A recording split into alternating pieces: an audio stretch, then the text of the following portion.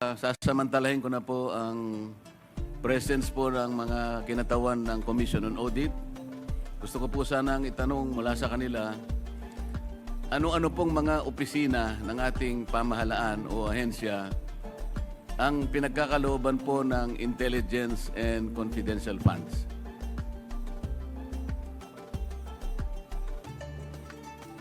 Attorney Camora, please respond.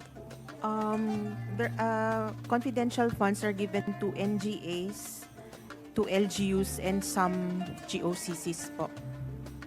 You can elaborate, Madam Representative, sino po sa mga LGUs ang binibigyan po ng intelligence and confidential funds?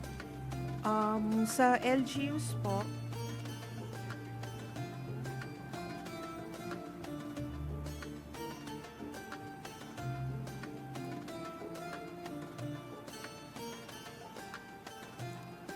depende po sa LGU, sa POP po nila, Mr. Chair.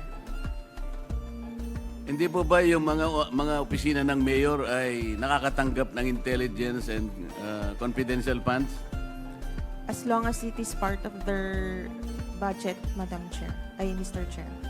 Kaya nga po tinatanong ko sa inyo, kayo po nakakaalam kasi kung sino-sino sa kanila. Karaniwan po yung opisina ng mayor, nakatatanggap po, maaaring hindi lahat, ngunit nakatatanggap po basically yung opisina ng mayor. Tama po?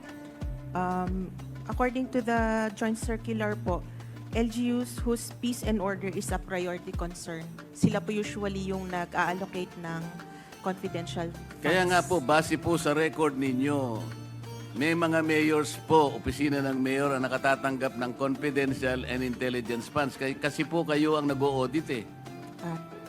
Yes po, Mr.